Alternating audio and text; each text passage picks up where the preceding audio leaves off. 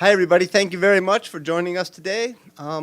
My name is Lee Woodyear, and I'm from the Office of Rule of Law and Security Institutions, and I'm here today with the Disarmament, Demobilization, and Reintegration Service of the Department of Peace Operations. And I'm going to allow my colleague, Tomasz Kontogeorgos, to introduce himself and then introduce our other guests. We're going to give a brief overview, and then we will be welcome all of your questions. Thank you so much. Tomasz, over to you. Thank you, Lee. Pleasure indeed to be with you here and to have also our colleagues together, which I'm going to come later on. My name is Tomasz Kontogeorgos. As Lee mentioned, I'm the head of the Disarmament, Demobilization, Reintegration section. I've been heading the section for the last 8.5 years. Prior to that, I served in different missions around the world: Haiti, Lebanon, which is a neighbor to the context that we're going to discuss today and closely linked to that. Also in the Balkans, and prior to that as well I was in Latin America and Africa and Southeastern Asia with numerous international NGOs. About the section, few words. The Disarmament, Demobilization and Integration section works to support ex-combatants on their transition and transformation journeys. Basically, what we do as a team is to support a combatant from that role to a civilian, to come back to civilian life. Through our work, we help combatants leave their armed groups, hand over their weapons, and return back to some kind of normality, back to a civilian role. This, however, is part of the broader process, and it's very much linked with what we call political, security, and development processes that altogether come in support of one great effort, and that's security and stability. We believe that our work is crucial to address the root causes of conflict and violence in different parts of the world. So currently we're working in more than 20 different contexts with a varied degree of involvement. Combatants for Peace, thank you again for being with us, is a joint Israeli-Palestinian grassroots movement founded by Israeli and Palestinian soldiers and fighters who have begun their secret meetings around 2006. So the group initially probably was meeting behind the lights of media, behind any publicity, to see where this journey will take them. They have done their transformation from combatants to peace builders themselves without any external support. And I think it's important to underline that this is a truly grassroots movement. Since the inception of the organization, it has grown beyond the original idea of group of former combatants. So now, within the movement, there are a number of participants that they have not served as a combatant or soldier role. However, they believe in what has always been the original idea of the group. And that original idea is that former fighters and enemies can work together and become the best kind of peace builders. So this is a story that I believe they would like to share today. This is the story that the movement would like to share today with us. Just to highlight that Combatants for Peace, they have been nominated for 2 Nobel Peace Prizes throughout the years. So that by itself, I think, speaks a lot to the work of the group and how the work has been recognized by a number of different institutions around the world. I'm delighted that my Shahin, and Iris Gur from Combatants for Peace are here with us today. They will share their personal stories with us, after which you will be welcome to ask them questions. Let me also inform you about a follow-up event we have with Combatants for Peace. They have kindly agreed to provide a screening on their latest product. So the newest documentary will be screened at International Peace Institute, followed by a panel discussion. This is going to take place on January, this Thursday, 30th, between 1600 and 1800. So you're all most welcome, and I'm sure that the discussion today will continue also after the screening of the movie. I'm not sure who would like to go first, Mai or Iris? May. Thank you so much. It's such an honor to be here with you today. My name is Shahin. I'm a Palestinian from East Jerusalem. I am a peace activist, a therapist, and a mother, and hopefully a change maker in our now history. To speak to you of liberation is to demand freedom, dignity, and equality for all who lives on this land, Palestinians and Israelis alike. As a Palestinian and Israeli activist with binational Palestine-Israeli movement, Combatants for Peace, we stand together against all sorts of oppression, the occupation, apartheid laws, and cycles of violence that rob us from our humanity. True liberation is not about reversing roles, but dismantling all systems of domination so that no one rules over another. Liberation must be built on equal partnership, and this is why we are here with you today, to speak about real and true partnership together with organizations such as Combatants for Peace, which we are not only also the only one there back home. We are many and not a minority of those that are actually working toward a freedom and liberation and justice for both people. We are working on dismantling oppression, a systematic oppression that is not only downing on the Palestinians, as you see through the genocide and what is happening now in the West Bank, but also the effect on the Israeli nation, on the effect of the Israeli youth and its children, on the effect of also safety, on the effect of the way that it responds back to each and every one of us in a trauma. As an activist of 13 years, an ex-combatant who chose violence for many, many years, the moment I heard about nonviolent resistance through Sliman al-Khatib, one of the co-founders of Combatants for Peace, learning through their stories of choosing violence, stab attacks, and then listening to their wisdom of 15 years whilst being in jail paying the price, has opened my eyes, not only to the reality of my own choices of violence, but also to the reality of the Jewish nation, to the narrative also for the Israelis and where they come from and the Holocaust, and the effect and the trauma response. 13 years ago, I came to meet Israelis. All the times before, I only met them in the forms of military, on its checkpoints, with weapons, in investigations, in jail. We have never met as humans.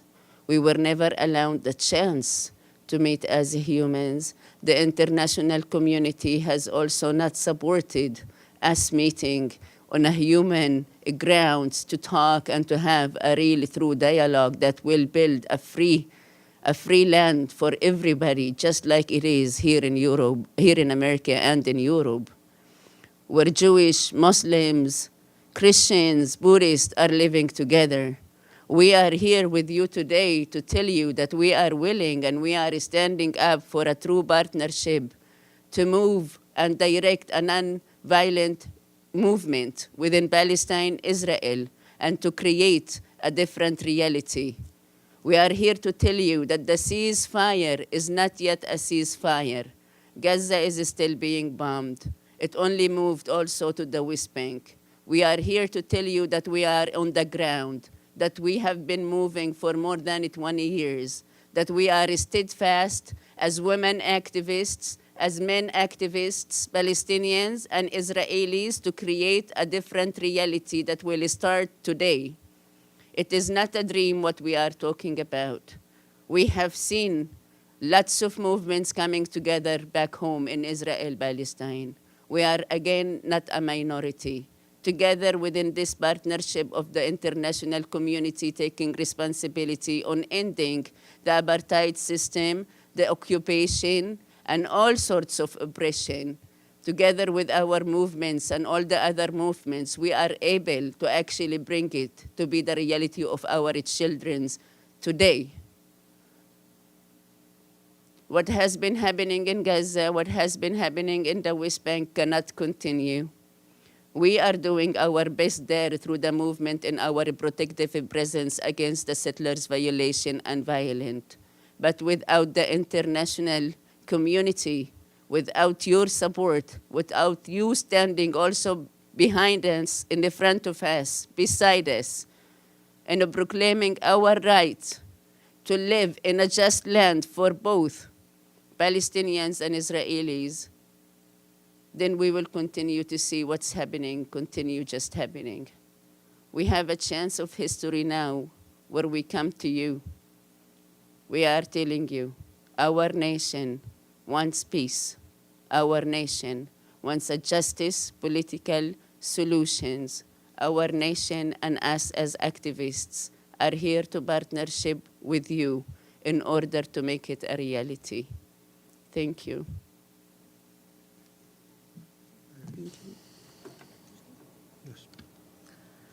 Thank you for the opportunity to speak here. It's an honor and it's a duty to speak here with you all and to share with you my story. My name is Iris Gur. I'm an educator, a former school principal, a mother. I live in Israel, Palestine. By saying that, I want to bring the future to the present.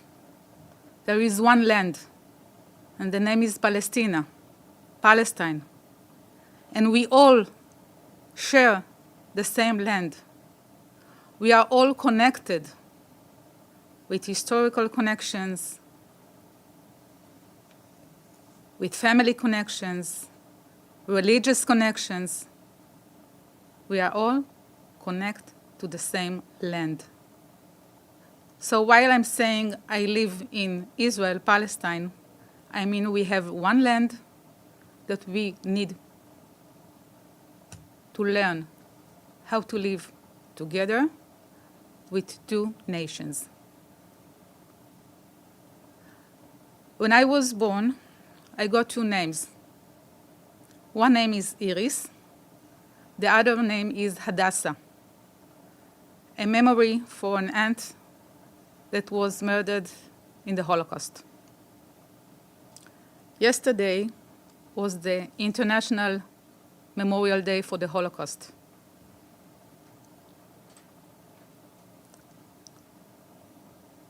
I feel ashamed. I feel ashamed every day. How is it that we, the Israelis, the Jewish, became from the victims to the killer? And this is what is going on in our region every day. I joined Combatants for Peace a few years ago. Before that, I didn't know much about occupation.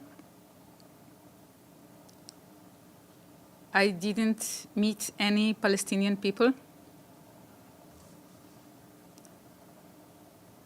In 2017, my daughter decided to not to go to the army. She was sent to prison. Her act made me act. I went to ask questions. I started to ask questions. I went to tours with Breaking the Silent, with Iramim, with Combatants for Peace, Women Wage Peace.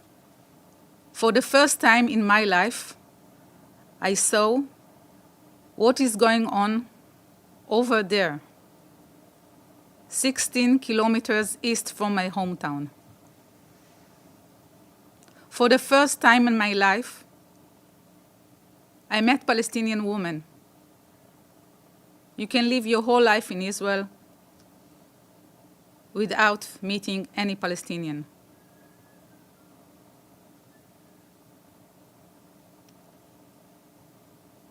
For the first time in my life, I understood what is it reality of life under occupation. It's hell. I saw the darkness. I saw the evil. In my name. I couldn't go back to be silent anymore. When I was a child, I learned to say, never again. Why the world was silent during the Holocaust. So now it's my turn. I won't be silent anymore. And when we say no more again, it's not only for Jewish people. It's for everyone.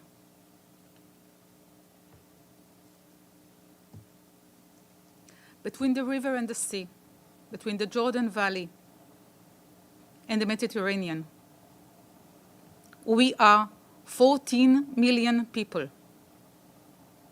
7 million Palestinians, 7 million Israelis, Jewish. We are not going anywhere. We need to live together, and we deserve to live together. We deserve to have normal life. Our children deserve normal life. And I must say that I think it's very simple. I joined Combatants for Peace because it's a binational movement. I see it like two states, like two offices, two government.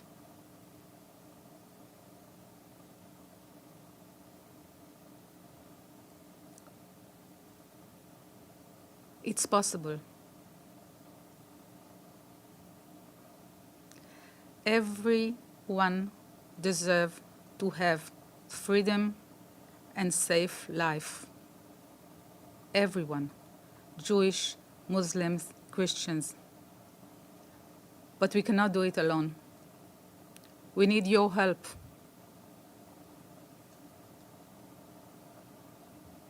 You can do it.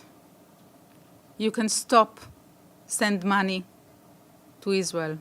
You can send weapons to Israel. You can do it. We know how to live together. But the world should speak out loud and clear. Enough with the war. Enough with the occupation. Enough with the violence. Enough.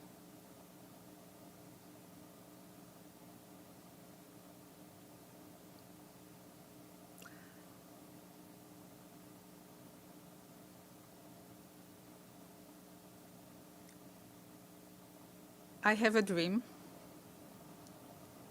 that one day I will get up in the morning and I will call May and call her, May, would you come for a coffee? Would you come to the sea? And she will just say yes and get into the car and drive to Tel Aviv. No checkpoints, no walls, no borders, no need of permits, just regular life with a coffee, sea, sun, and freedom for all of us. Thank you. Thank you both. Thank you. Thank you all three. Are there any questions from anyone? Yes. Thank you very much for this briefing. And please identify yourself, if you will. Thank you. Yvonne Murray, RT News, Ireland's national broadcaster, and on behalf of the United Nations Correspondents Association as well, thank you very much for being here today. I have a couple of questions. I think I heard you say that the international community has not provided the conditions for you to come together, that the international community was somehow standing in your way. Can you expand on that? What exactly do you mean by it? And also for both the briefers today, Donald Trump, the newly elected president of the United States, has suggested twice now that the people of Gaza could be relocated to Egypt and Jordan. Can you please outline your reaction to those comments? Thank you.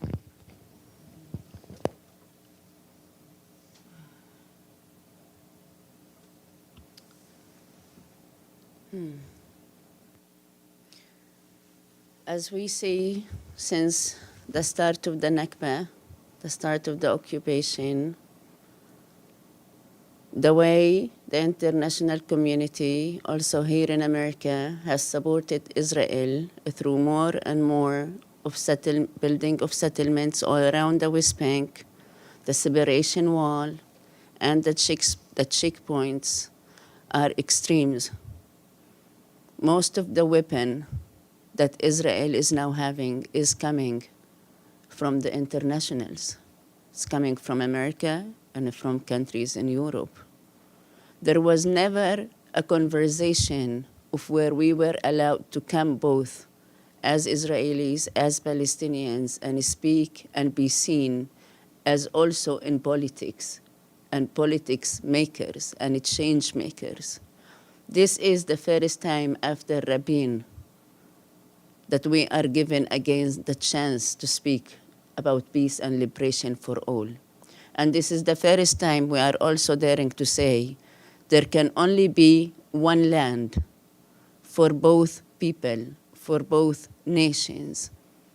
What has been happening since the 7th of October, the 6th of October, I must say, condemning the 6th and the 7th and the 8th of October, is also because the voices within the land were not heard. The voices of Gaza and all their freedom march for many, many, many years were not heard by the international community, and nothing was taken. No real political actions was taken to stop the oppression system, to stop the building of the separation wall, to stop the building of occupation.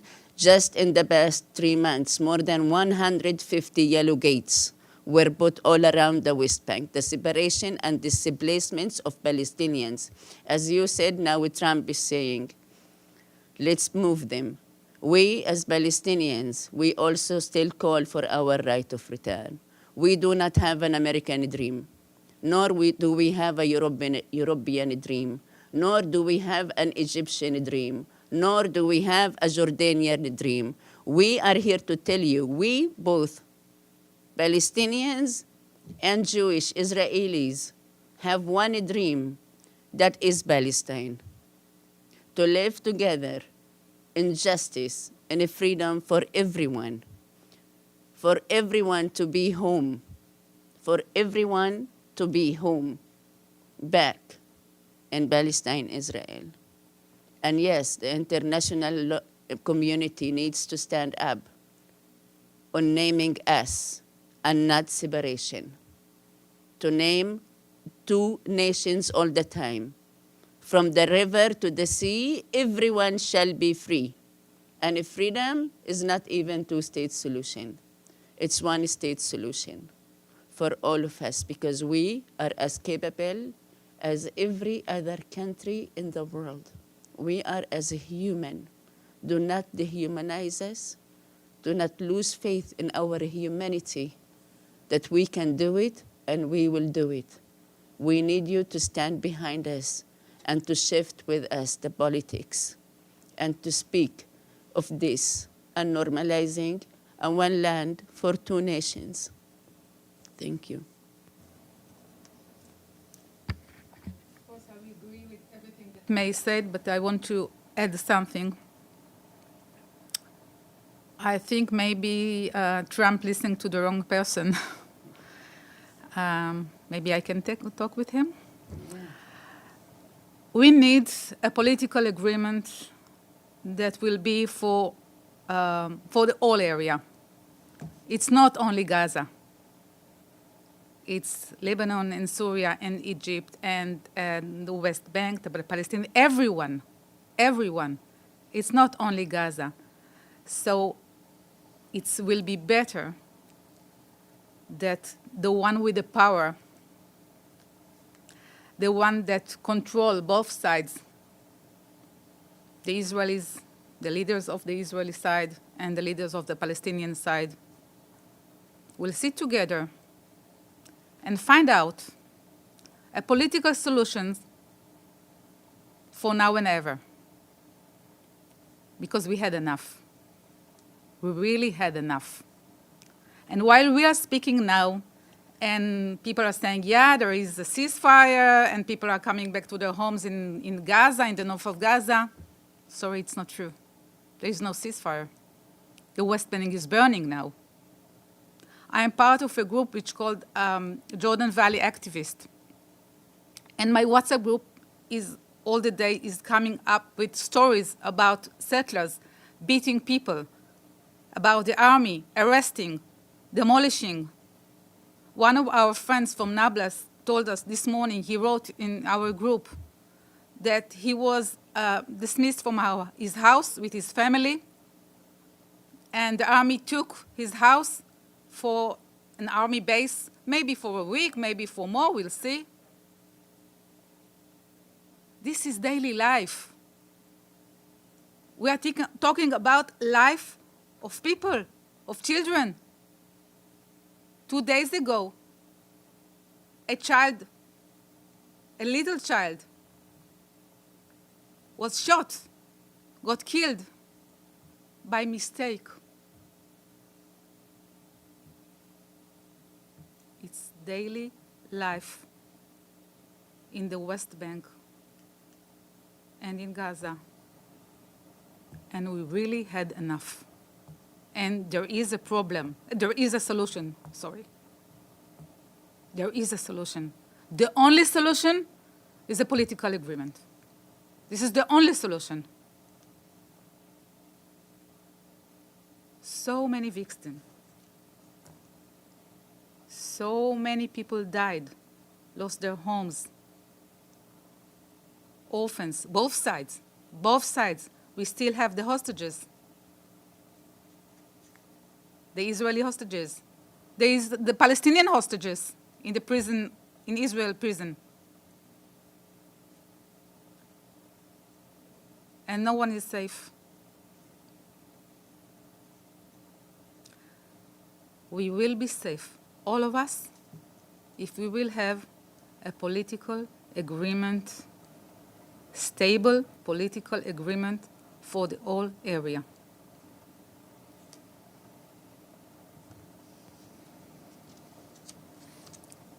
Yep. Please, next. Thank you. Thank you for this press briefing. I'm Vusala from Azerbaijan News Agency report. My question is to you, Mr. Thomas. Azerbaijan is one of the most heavily mine-contaminated countries in the world. Since the end of the conflict in 2020, more than 400 civilians and military personnel have been killed. 2 of them were my colleagues. So 20% of the country territory polluted by mine, and according to official, the mining process will take at least 10 years because Armenian side refused to provide accurate maps. So I'm just wondering, how do you contribute to the mining efforts to the Karabakh region of Azerbaijan, and the UN Mine Action Service try to contact with Armenian side in order to get accurate maps? Thank you. Yeah, I'm afraid I'm going to have to answer that question. And that's just a problem for how this was advertised. This is not the United Nations Mine Action Service. I do work for the Mine Action Service as well as the Office of Rule of Law and Security Institutions. So to answer that question, I'd be happy to do it, but not here and now. But UNDP is the one working there. And they're part of the Interagency Coordination Group for Mine Action, so I can get that information and respond to you. But Tomasz is in charge of the disarmament, demobilization, and reintegration. So if you have a question to do with the briefing specifically, but for mine action, I can speak with you afterwards. Thank you. Are there other questions? Anyone online?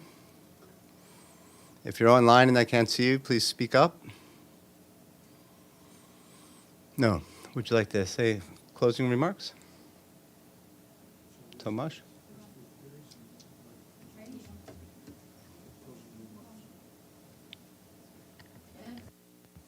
Thank you. Thank you again for having us here today. Our wishes and our hopes is for you to see again our partnership